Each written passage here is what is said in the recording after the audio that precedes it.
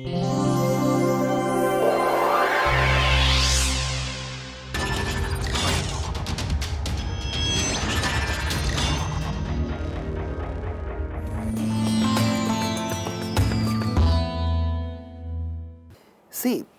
we are looking at movement these days, okay. Let's take a moment and backtrack and contextualize what we are looking at, okay. We are looking at abstract principles of language. We are looking at the principles that became foundation for this theoretical framework, which is known as principles and parameters. And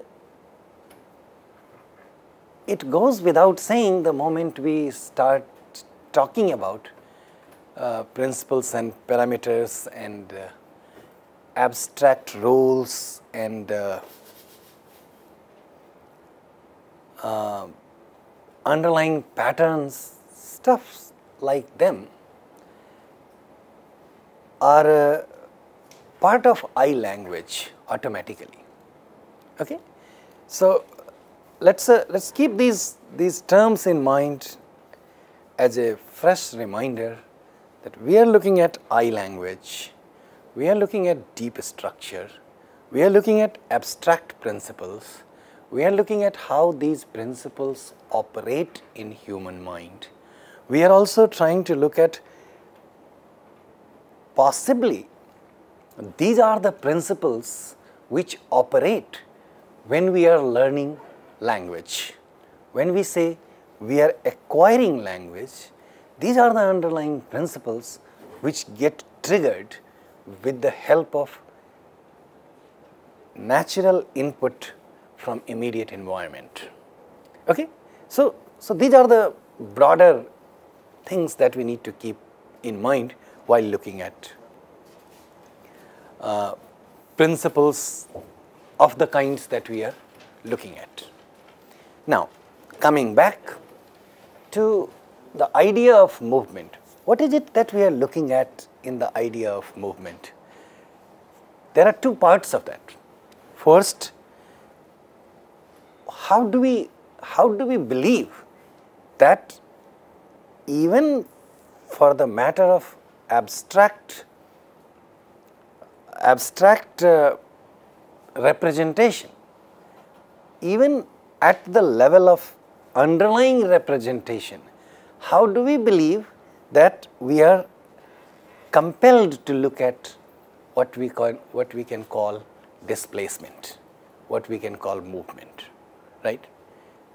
We have seen some examples of that. How is it that we must believe?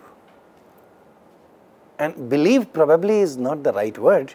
We must see the reasons behind movement. And then, once the reasons are apparent, we have seen some examples of them. Am I right? So, when we see such examples, we are looking at evidence and motivations together, right? We have already looked at one particular kind of evidence, which is WH movement, right? Now we are going to look at one more evidence of that type, which comes from a particular structure in natural language called passivization, okay? And this becomes an example of NP movement. Now, keep in mind that WH movement is also an example of NP movement, okay? what WH words eventually question in a question sentence in language like English is a noun phrase. Okay? So, when we are moving the WH phrase to the specifier position of a CP, in a way that is also an example of NP movement. But with the help of passivization, we are going to see some examples of actual NP movement, that is movement of an element not in the form of WH questions, movement of an NP directly from one position to the other position. Okay? That is what we will look at. And again, before we say or while we are saying a particular noun phrase moves from one position to the other position, there must be a compelling reason for that. Okay? So, we are going to look at both of them together. So, before that, let us look at this question of passivization or passives. Have you heard this word before? Passives? Everybody must have heard. Can someone give me an example of a passive sentence? Or for that matter, both. Anytime we talk about passives, what comes to our mind is active. Does it? So, can you give an example of both an active sentence and a passive sentence? He drove the car is an active sentence. He drove the car. Let us say Hari Prasad drove the car is an example of an active sentence. Hold on, before you give the example of a passive sentence, what makes it active and why do we call it active? In the sense that, hold on. Understand the question fully. What is the meaning of the word active in this sentence? Or in which sense do we understand the term active? The subject is doing the action, then it is active. The subject is doing the action. Okay, hold on. Okay, go ahead. Anna. Then it's active. If the subject isn't doing the action, then it's passive. Absolutely correct. You understand this thing? So, the example of the passive sentence will be? The car was driven by him. By Hari Prasad. Okay, understand this? Very nice example, very precise example. Okay? Hari Prasad drove the car. Bring in your mind the questions that we discussed when we were talking about thematic relations. Remember thematic relations? While discussing thematic relations, we talked about agents and patient and theme. That we discussed before talking about cases. Okay? Though there is no one-to-one relationship between thematic relations and cases, still they are, okay, let's not get there, let's not mix them together. What we said about thematic relations was, it does not seem to be completely syntactic phenomena, which is to say, it brings in certain semantic notions in it. That is, a syntactic phenomena is the subject and object. Therefore, we call them syntactic relations. In a sentence, Hari Prasad drove the car. The noun phrase Hari Prasad and the noun phrase car, the car. One is the subject and the other is the object. The noun phrase that is the subject is the subject of the sentence, and the car is the object, which is the object of the verb. And we have seen these things in great details, completely inside out, with the help of X bar representation, phrase structure, nature of verbs, all kinds of things where we can clearly see what we mean by subject of the sentence and object of the verb. Okay? Nice. Then that kind of a description, subject of a sentence and object of the verb, becomes part of grammatical relations, a description of grammatical relations. Whereas, when we say agent, it has very little to do with grammaticality. Okay? The whole notion of agency is a semantic notion. In this sentence, the subject appears to be the agent of the verb is a semantic notion. Nonetheless, it is an important aspect for dealing with such kind of phenomena. Get the point? So, I am trying to now bring in, or I am trying to put what I termed as semantic phenomena slowly into syntactic realm, how it makes a difference in syntax. Okay? Then, so in that kind of a sentence, the subject appears to be the agent of the agent in the sentence, that is agent of the verb. The action that is represented by verb gets carried out by the agent, and that is another relationship between the subject and the verb. You just saw that the passive sentence does not give such type of a phenomena. Okay? What happens in a passive sentence? The example that Hari Prasad gave you, what happens in a passive sentence? If you just look at two examples, Hari Prasad drove the car. The car was driven by Hari Prasad. Let us not look at the verb right now. Let us first just look at the agent, the question of agent. Okay? What is what's happening with the agent in the passive sentence? I think you should be able to see that, right? I have a different sentence here. You may not like these sentences, but these are the factual details, right? Okay. So I thought I will not have to write these sentences. I had written it differently, but then last night I had to change them. Okay.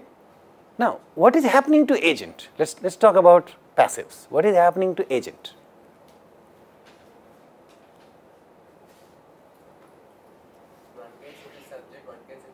No. Let's not talk about subject and object.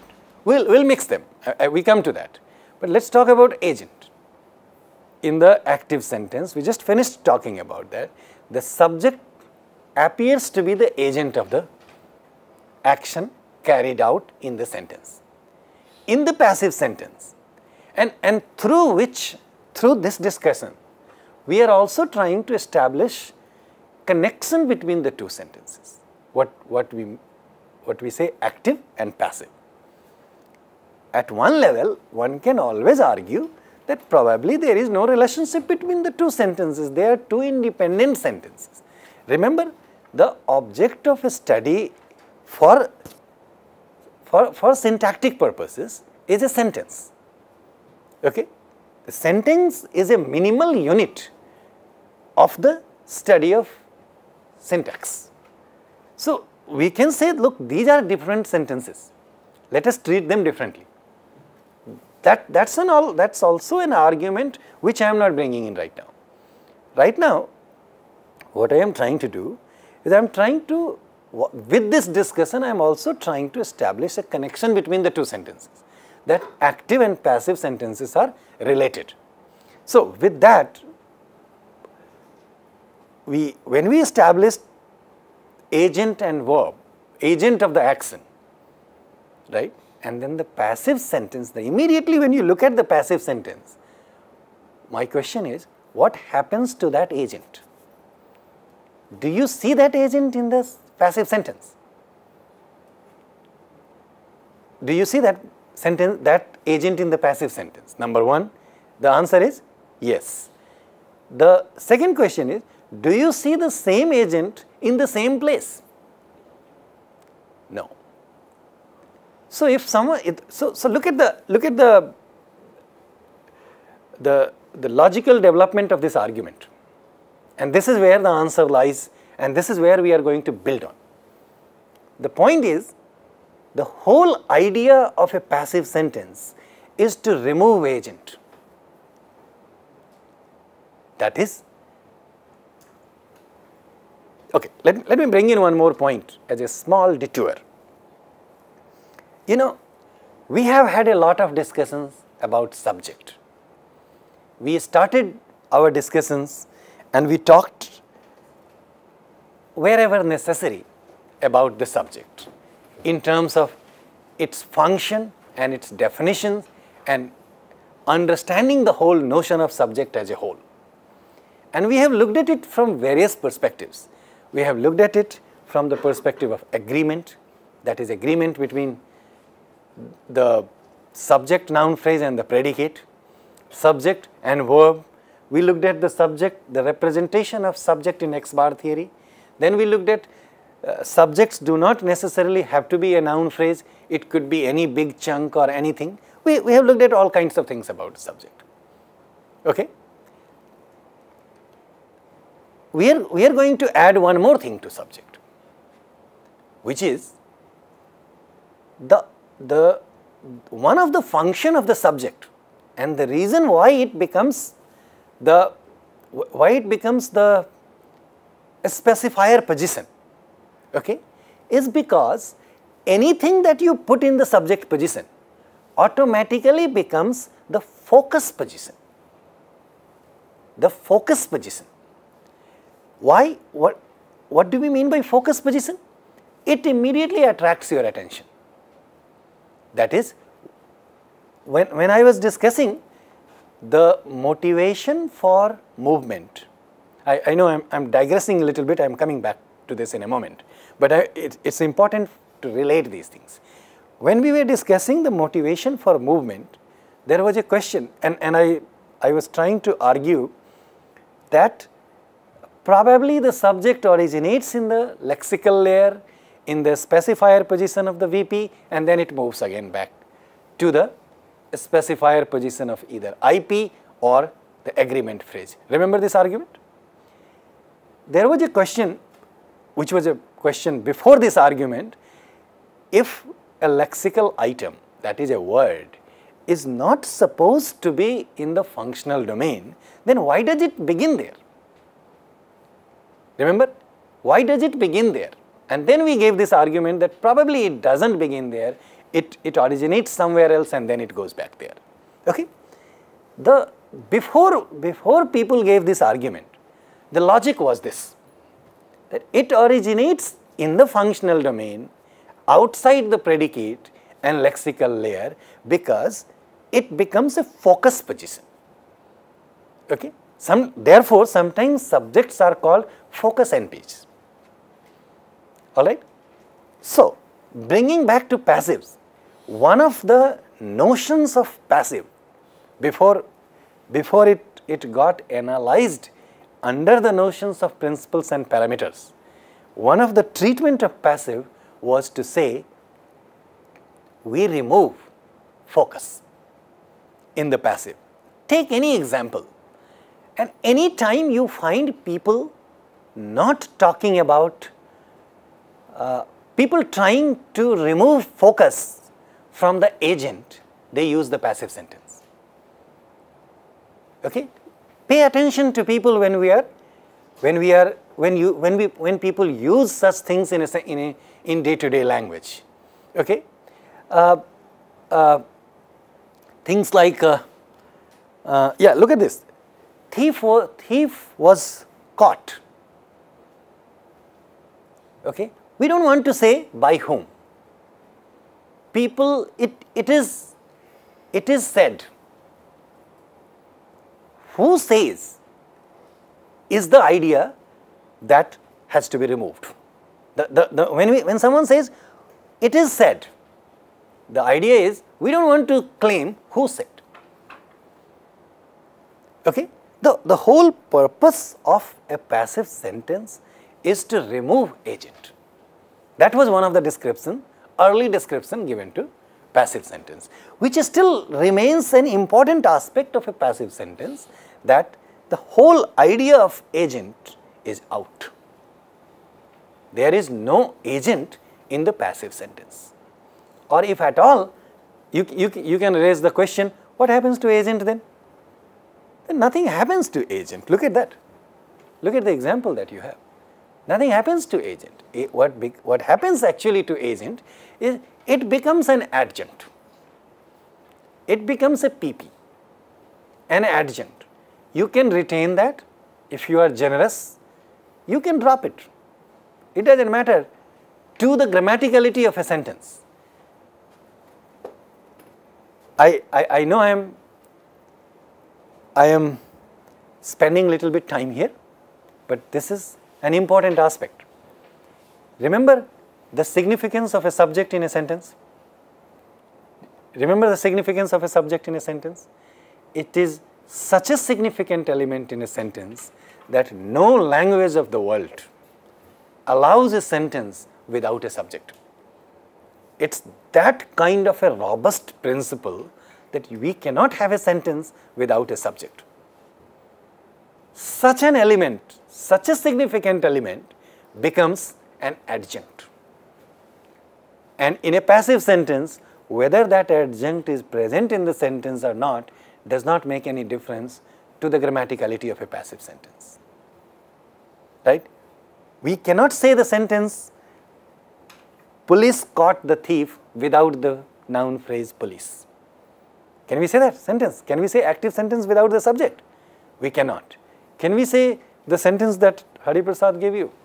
Hari Prasad drove the car. Can we say drove the car? The sentence is not good. But in a passive sentence, that same important subject agent is out. That's the function of a passive sentence. All right? Now, let's move ahead and see how this kind of notion is accommodated and explained under theoretical framework of principles and parameters. Okay? For that, so these sentences are clear? We understand? For that, we need to look at passive morphology. Now we focus on verb.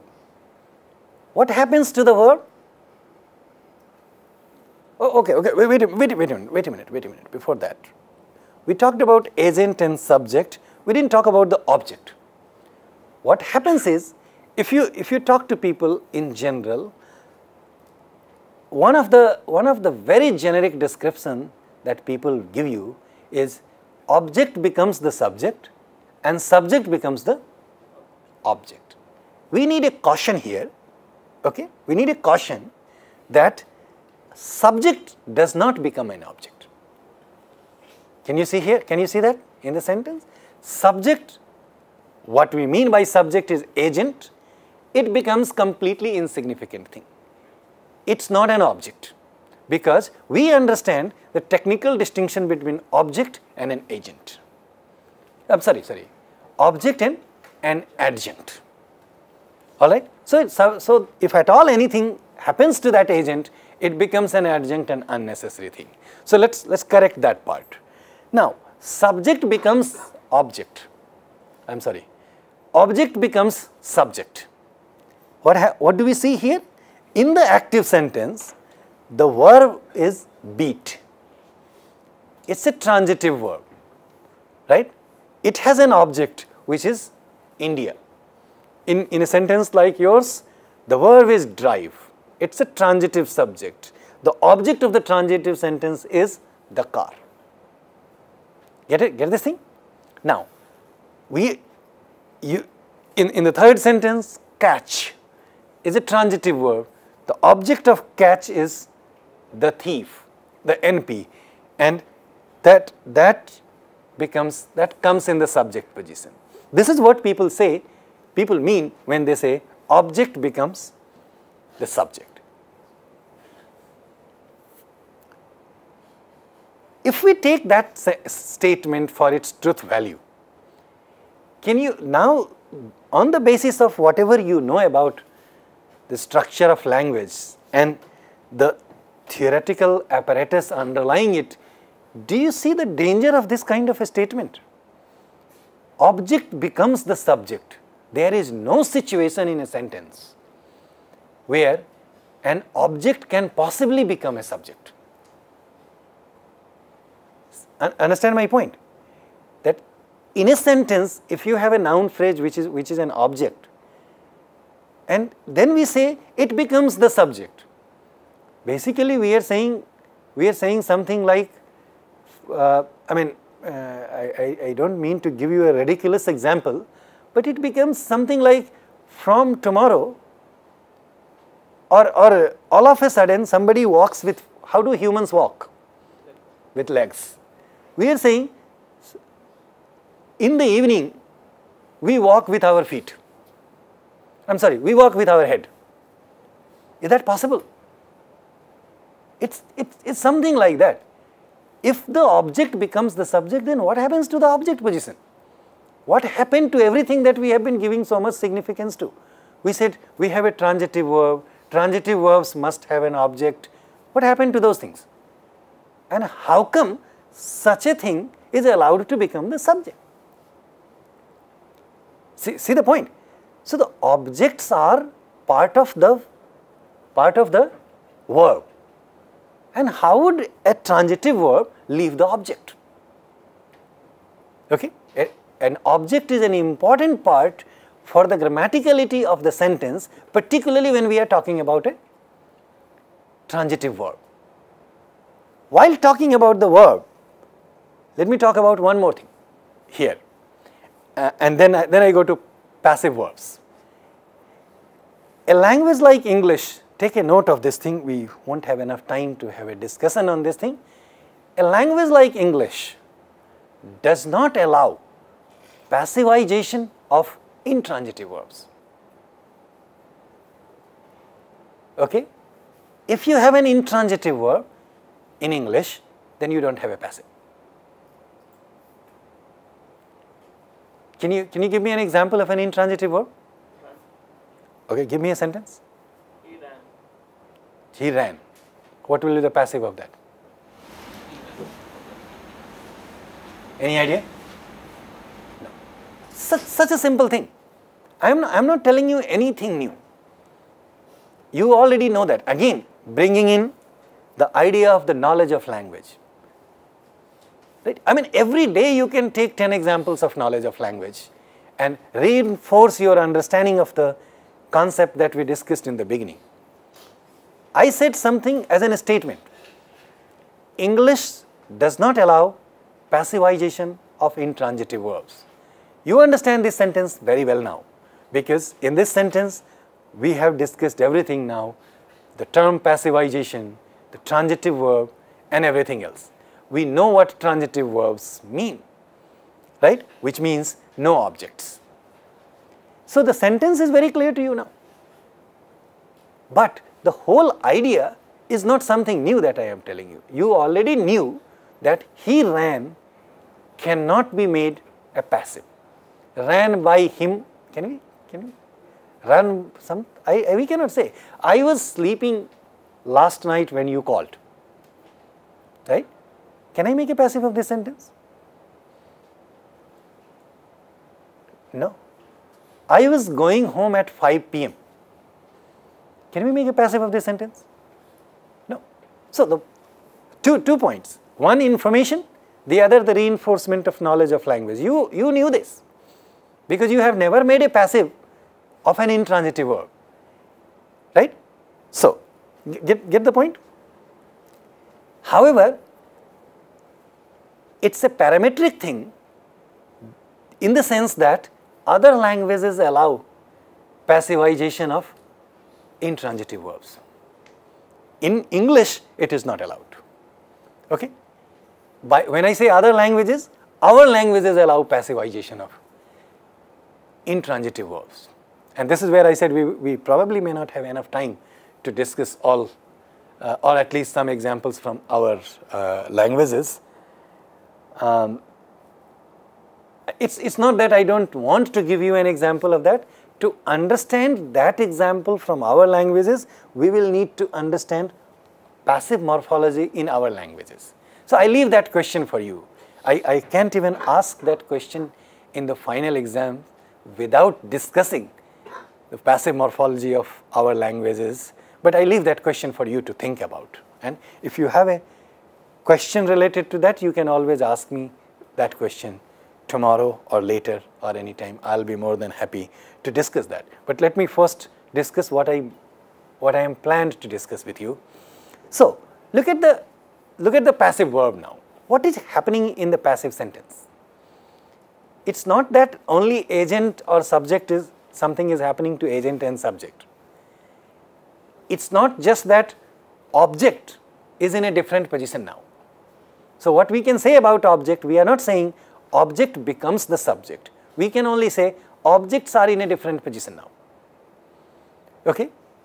They still may be the or may not be the object, but they are in a different position.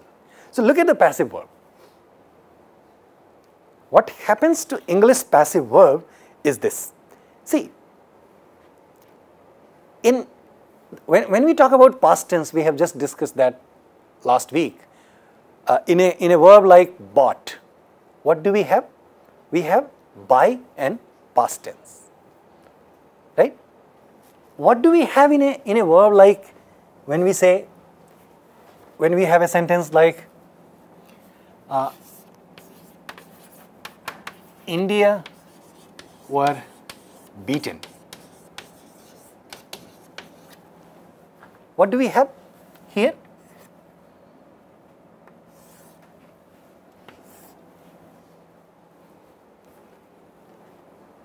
You may have in the traditional grammar terms, you may have been told that there are 3 forms of the verb.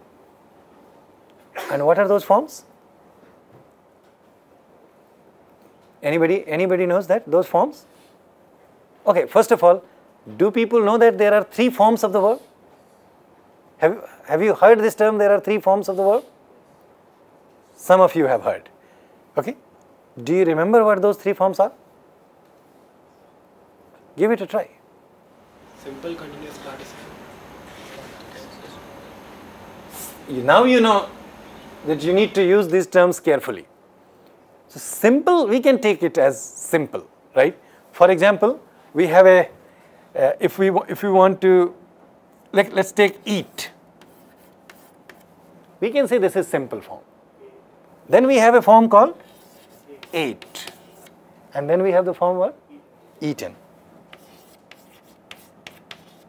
Just for discussing this one, so we can say this is simple, all right? Some people say this is present. This one, so there is nothing continuous about it, as you can see, and I don't mean to get stuck with that. So this is past. So some people say this is present because this is past. Some people say this is simple and then this is past. What about this? Past participle. I mean, I don't see anything past here, but let me not get into that. The point is, this is participle.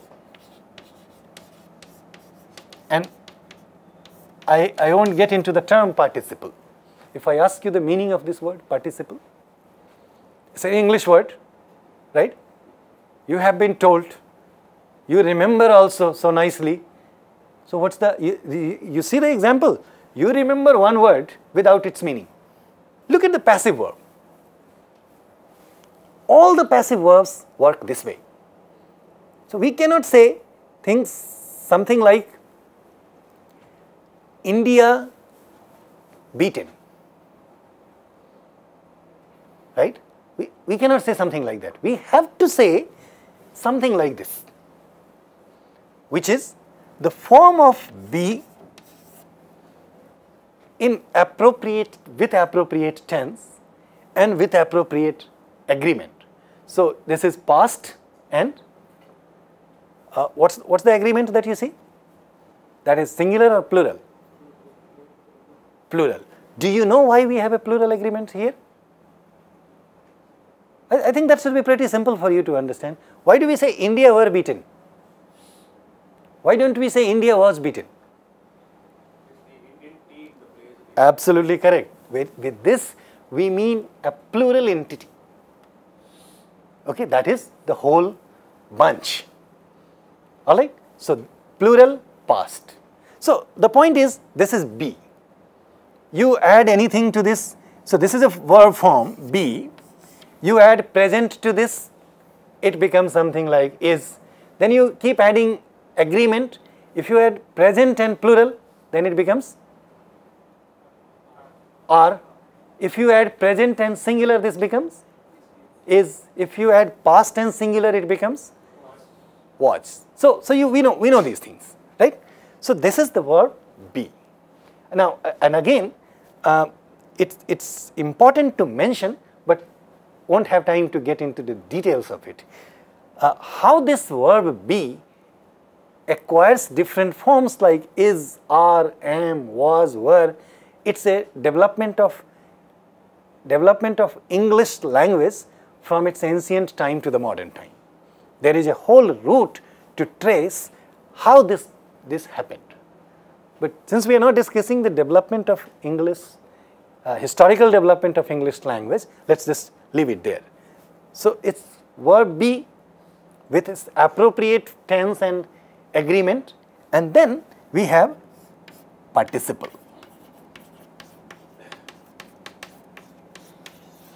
Then we have participle. This is how we get a passive sentence in, passive verb in English. We never use simple form or past form here.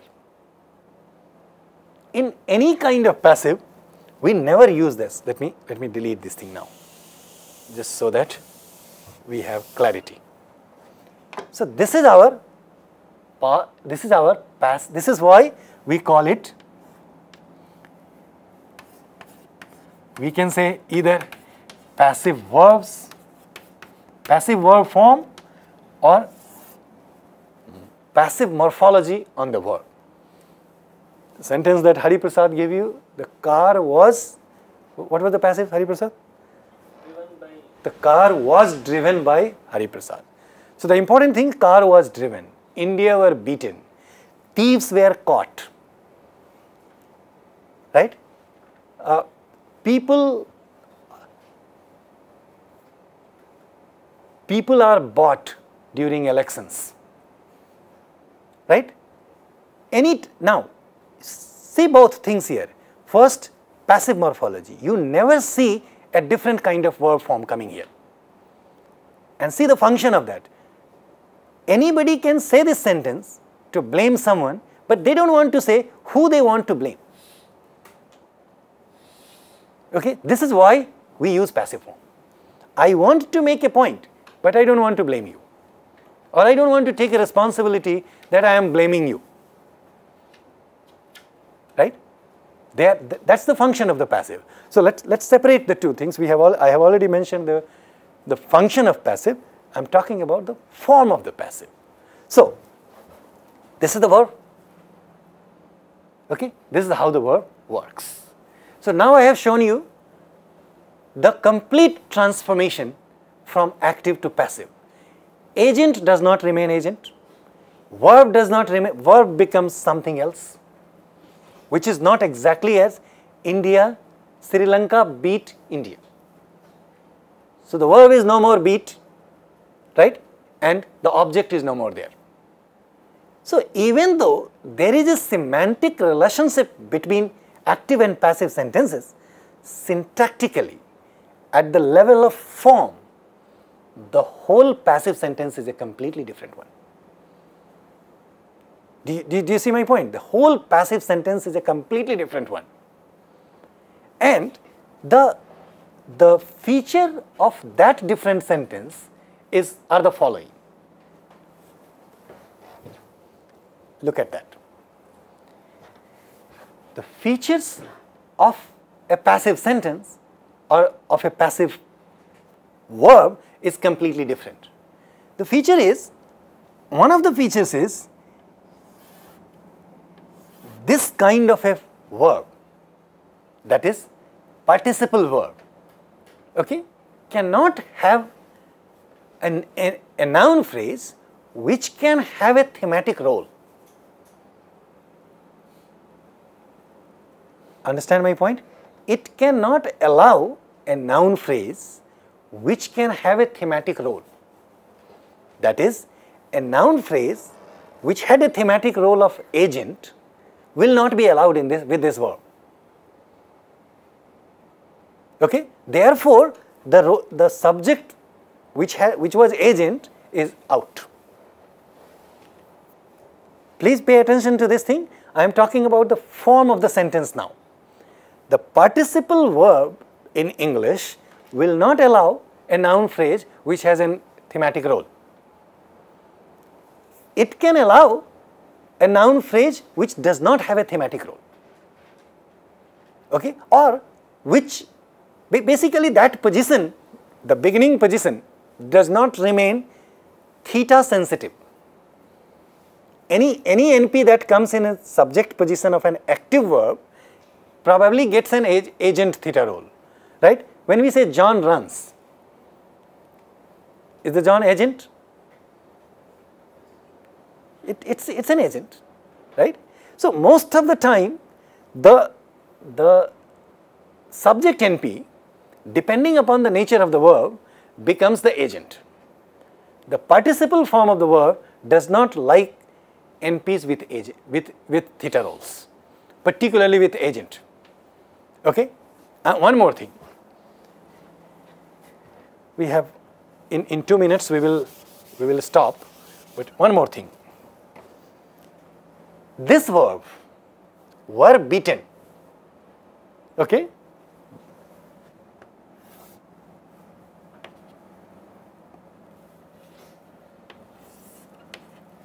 This verb does not have the capacity to assign accusative case.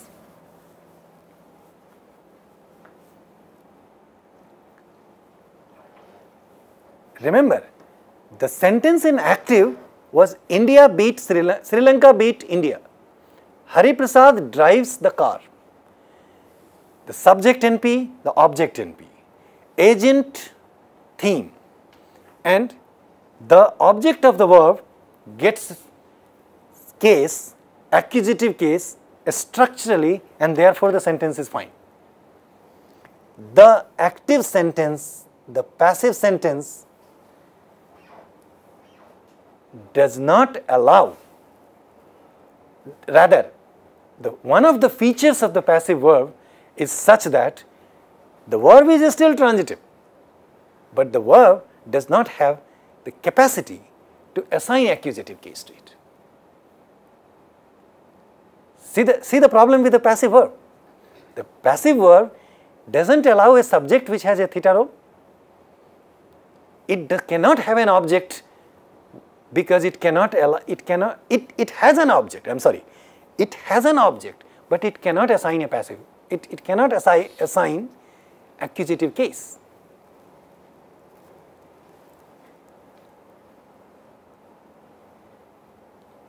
Understand the problem?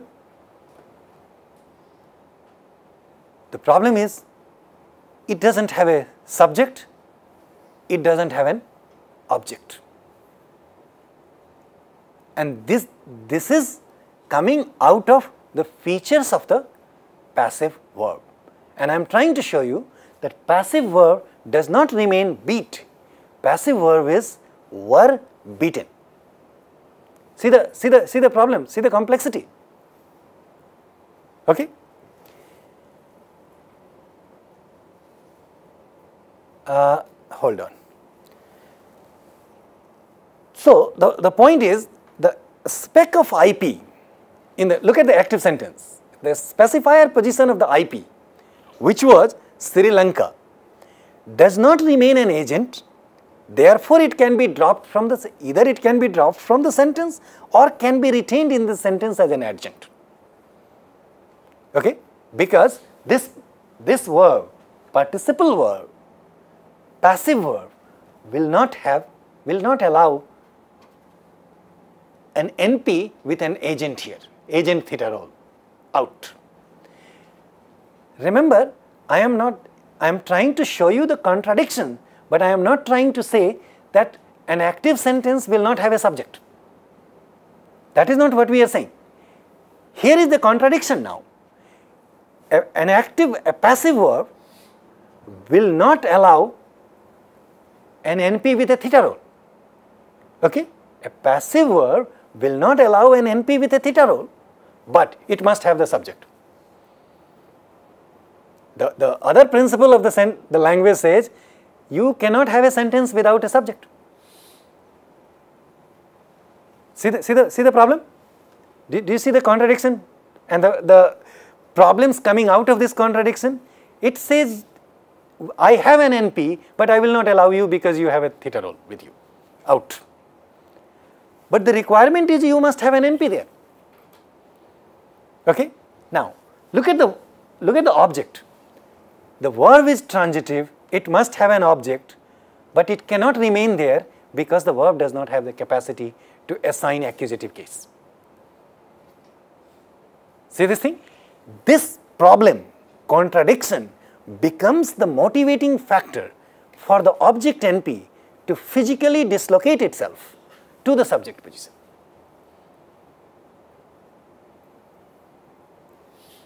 Okay? This becomes the motivation. See, there is another problem which is called case filter. I have discussed that with you. It is very simple. Any NP which does not have a case is not allowed in a sentence. The verb is transitive, okay? It has an object, but this verb cannot assign accusative case. Therefore, this NP, India, cannot remain here in this position. If we leave this here, the sentence is no good. Do we have a sentence, were beaten India by Sri Lanka? Can we say something like this? No, because of two reasons. We cannot say were beaten India by Sri Lanka because it needs a sentence, subject, and this NP remains with no case. Okay? Therefore, the solution is this physically dislocates to the initial position where it fulfills the subject position. This is what people mean when they say object becomes subject. So, it fulfills the subject position. Now, it is not violating the theta role thing. This verb does not like something, this verb does not allow anything theta here. This already has a theta role. So, that problem is out. It gets no new theta role here. So, this is allowed there, and then it becomes the subject. What we mean by that is it receives nominative case through the infill. Through the I, head I, it receives the nominative case. Therefore, it is called object becomes the subject, and then this NP is allowed under case filter that now it is no more without case. There is a head to assign case to it. Therefore, the sentence becomes India were beaten by Sri Lanka. I need to stop here. I want you to reflect on this problem. We continue with this NP movement and one more example of this type of NP movement tomorrow.